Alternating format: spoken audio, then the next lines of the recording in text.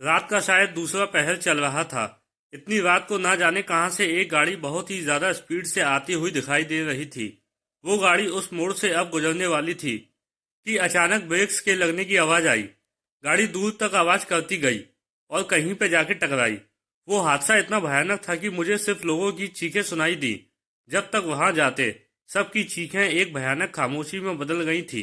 हर तरफ खून ही खून था और उसमें पड़ी मासूम लोगों की लाशें। ये बताते हुए वो बूढ़ा किसान रो रहा था और हम सब पूरा मन लगा के उसकी बातें सुन रहे थे। यह सब वो बूढ़ा हम सब दोस्तों को अगर पहले बताता तो शायद हम उस पर यकीन नहीं करते, लेकिन जब ये सब हमारे साथ हुआ तब यकीन तो करना ही था। मेरा नाम कैलाश है। मैं वैसे तो एक सिविल इंजीनियर हूँ, लेकिन मुझे घूमने का बहुत शौक है। जब भी मौका मिलता मैं अपने दोस्तों के साथ गाड़ी लेके निकल जाता, कभी मेरी तो कभी उनकी गाड़ियों में, या फिर किराए की तभी करते जब कहीं दूर जाना होता। ऐसे ही हम सब दोस्त प्लान कर रहे थे कि कहाँ जाएं, और सब ने एक जगह पे अपनी हाँ भरी। वो जगह थी शहर से दूर घाटियों में बसे बेलापुर की। नाम सुन के हम सब हंस पड़े। ये किसी हिंदी मूवी के गांव के नाम जैसा लग रहा था। मैंने कहा, ऐसा सच में कोई गांव है या बस ऐसे ही बोल रहे हो तुम शशांक? शशांक ने सीधा मुझे वहां के फोटो दिखाए। हम सब देखते ही रह गए। बहुत ही खूबसूरत पहाड़ियां थीं और बादलों से घिरा हुआ गांव बेलापुर। अब तो मेरा मन भी वहां कब जाऊं ऐसा कर रहा था। मैं, राहुल और शशांक तीनों ने शनिवार का प्लान बनाया और हम सब शशांक की ही गाड़ी से निकल गए। सुबह जल्दी उठ के सामान बांधा और बिना कुछ खाए हम निकल गए। सोचा रास्ते में कुछ खा लेंगे। सूरज अब काफी ऊपर आ गया था। सबको बहुत भूख भी लग रही थी, तो सोचा कहीं रुक के पेट पूजा कर ली जाए। हाईवे पर आजकल इतने छोटे मोटे ढाबे हैं कि खाने पीने की कोई टेंशन नहीं, और हमारे जैसे घुमक्कड़ी के लिए तो ये सोने पर सुहागा है। एक जगह शशांक ने गाड़ी रोकी। हम सब उतर कर जगह फ्रेश होकर नाश्ता करने लगे। नाश्ता करने के बाद हम सीधा बेलापुर के लिए निकल पड़े। बेलापुर शायद शाम तक पहुंचने वाले थे। रास्ते में और भी कुछ अच्छी वाली जगह शशांक को पता थी, सो वहां से होकर जाने वाले थे। गाड़ी चल रही थी और मंजिल जैसे आने को थी। सब लोग बहुत ही बेचैन थे। वैसे तो ये सब नॉर्मल था, लेकिन कुछ होने वाला हो तो इंसान को इसकी एक पूर्व सूचना भगवान देने लगता है। ऐसा सुना था मैंने अपने बुजुर्गों से। जो भगवान को मानता है और उनमें आस्था रखता है, वो इस बात को जरूर मानेगा। ये मैंने बहुत बार सुना है। कुछ होने से पहले हम सतर्क रहें, या कोई अनहोनी ना हो या होने वाली हो, इसका अंदेशा थोड़ा सा तो लग ही जाता है। लेकिन हमने इन सब बातों को नजरअंदाज किया और मस्ती में निकल पड़े। मेरी थोड़ी आंख लग रही थी, तो मैंने राहुल को आगे बैठने को बुलाया और मैं पीछे जाके लेट गया। शशांक को बहुत गुस्सा आया कि ट्रिप का मजा ये सो के ले रहा है, लेकिन मुझे बहुत नींद आ रही थी। अभी तक हम आधे रास्ते तो आ चुके थे। रास्ते में रुकने का सोचा था, लेकिन रास्ता खराब होने के कारण शशांक ने कुछ और जगह दिखाने का प्लान कैंसिल किया। शाम हो रही थी। मैं अब काफी अच्छा महसूस कर रहा था। पहाड़ों का रास्ता चालू हो गया था। घना जंगल और पहाड़ दोनों को काटता हुआ रास्ता। हर मोड़ पे लग रहा था कि जैसे ये आखिरी हो। अचानक शशांक ने ब्रेक्स लगाए। मेरा सर सीट से टकराया। क्या हुआ रे शशांक? पगले, मेरा सिर फूट जाता। क्या जरूरत थी जोर से ब्रेक लगाने की? शाम होने से हेडलाइट चालू थी।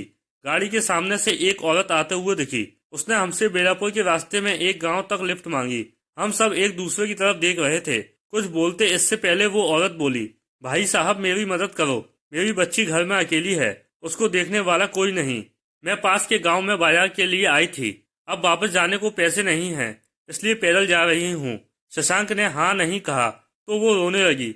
राहुल मेरी तरफ देख रहा था। किसी औरत को लिफ्ट, और वो भी गांव में। ये बात हम सबको हजम नहीं हो रही थी। वो औरत गाड़ी के सामने आके बैठ गई। रो के मदद की भीख मांग रही थी। इंसानियत के नाते हमने उसको सामने शशांक के साथ बैठाया। राहुल मेरे साथ पीछे आ गया। राहुल से रहा नहीं गया तो उसने पूछ ही लिया, बहन जी, आपको ऐसे किसी से लिफ्ट मांगते देख हम सब चौंक गए, क्योंकि ये गांव का इलाका है। ऐसे सब शहर में होता है।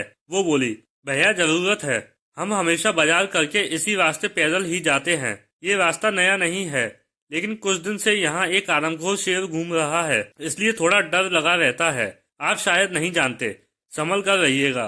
गाड़ी चल रही थी और हम सब उस औरत की बातें सुन रहे थे और उस पर भरोसा भी कर रहे थे कि उस आदमखोर शेर ने लोगों को कैसे मारा। उसकी बातों से लग रहा था कि ये लोग तो डर के माहौल में जी रहे हैं और इन सब चीजों की आदत हो गई है। गाड़ी चल ही रही थी। हम सब उसकी बातों में सब भूल गए थे कि राहुल का मोबाइल बजने लगा। कोई कॉल था। सबको अचानक से लगा जैसे नींद से उठ गए। अंधेरा काफी हो गया था। हम जा ही रहे थे। रास्ता था जो खत्म ही नहीं हो रहा था। अब तक तो उस औरत का गांव भी आना चाहिए था। अचानक मेरे मन में ये बात आई कि उस औरत ने बोला था कि उसका गांव तो पास में है, लेकिन अभी तक आया नहीं। और खास बात ये थी कि हमने उसके गांव का नाम भी पूछा नहीं। मैंने राहुल को इशारा किया। शशांक से सीधे बात नहीं कर सकता था, वो औरत कुछ गलत मतलब निकालती। मैंने शशांक से गाड़ी रोकने को कहा। उसने बाजू में गाड़ी रोक दी। हम अपने पैर दर्द कर रहे हैं बोल के नीचे उतर गए। शशांक अभी भी गाड़ी में ही था। रात के 11 बज चुके थे। किसी ने ध्यान नहीं दिया था। बाहर घना जंगल लग रहा था और बाजू में खेत भी थे। शायद दूर से कोई आते हुए दिखा। तभी झाड़ियों में से भेड़ियों के चिल्लाने की आवाज आई। हमको पसीने छूट गए। सामने से कोई साइकिल वाला आ रहा था। उसने हमको देख के अपनी टॉर्च हमारी तरफ की और बोला, अरे कौन है, यहाँ क्या कर रहे हो? बाबा, हम शायद से रास्ता भटक गए हैं। काफी देर से घूम रहे हैं, लेकिन बेलापुर तो नहीं आया और ना ही उस औरत का गांव। राहुल ने देखा कि वो आदमी काफी बूढ़ा था, इसलिए उसने उनको बाबा कहा। बूढ़ा बोला, कौन औरत बेटा? इतने में शशांक आया और बोला, वो औरत जो हमारी गाड़ी में बैठी है। वो बूढ़ा आदमी गाड़ी के पास जाके देखने लगा। हम भी पास में गए। अब सबकी नींद उड़ गई। अरे भाई, वहां तो कोई औरत नहीं थी। अब शशांक को संभालना पड़ा। उसको मानो झटका लगा। वहां कोई औरत नहीं थी। हम कुछ समझ नहीं पाए। तभी उस आदमी ने पूछा, तुम सबको वो औरत कहाँ मिली थी? राहुल ने कहा, अभी कुछ 2 घंटे पहले रास्ते पे मिली। तो मदद चाहिए बोल के रो रही थी, तो हमने उसको गाड़ी में बिठा लिया। लेकिन हम बस घूम रहे थे। उसका गांव भी पास में था बोल रही थी, लेकिन उसका गांव तो आया नहीं और ना हमारा। और गाड़ी रुकते ही खुद गायब हो गई, शायद उतर के चली गई। बाबा ने अपने हाथ से कुछ निकाला और हम सबके सिर के ऊपर से घुमाया और कहा, बेटा, तुम लोगों ने एक भूत को अपनी गाड़ी में बिठाया। वो और कोई नहीं, यहाँ उस मोड़ पे जो मौतें होती हैं, ये वो ही है। तुम सबका नसीब अच्छा था, इसलिए कोई हादसा नहीं हुआ। अभी तुम सब आगे मत जाओ। मेरा खेत पास में है, वहां चलो। आगे जाओगे तो तुम सबको शायद खतरा हो। तुम सब अभी अभी मौत के साथ सफर करके आए हो। वो बूढ़ा हम सबको खेत में लेके गया। वहां एक झोपड़ा था। वहां आग भी जल रही थी। हम एकदम सदमे में थे। क्या हो रहा था कुछ समझ नहीं आ रहा था। आग के पास बैठ के थोड़ा अच्छा लग रहा था। बाहर अभी ठंड बढ़ गई थी। वो बूढ़ा हम सबको देख के बोलने लगा, तुम सब बहुत नसीब वाले हो। वो चुड़ैल ने आज तक बहुत जानें ली हैं। वो ऐसे ही किसी का रास्ता रोकती है और बाद में उसकी मौत सामने वाले मोड़ पे होती है। ये किस्सा सालों से चलता आया है। मौत पे किसका बस चलता है भला? लेकिन हमने किसी का क्या बिगाड़ा है? मैंने कहा। वो उसको कहाँ पता है। उसको तो बस बदला लेना है। उसको किसी ने मदद नहीं की थी, सुना है। रास्ते से जा रही थी और उसका बच्चा घर में अकेला था। वो भागती रही, लेकिन रात होने तक वो घर नहीं पहुंच पाई थी। उसका बच्चा मर गया। लोग कहते हैं वजह कोई और थी, लेकिन वो रास्ते से जाने वालों को दोषी मानकर जो उसके झांसे में फंसा उसको मारती है। हम सबको भी उस औरत ने यही कहानी बताई थी कि उसका बच्चा घर में अकेला है। हम सब एक साथ में बोल पड़े।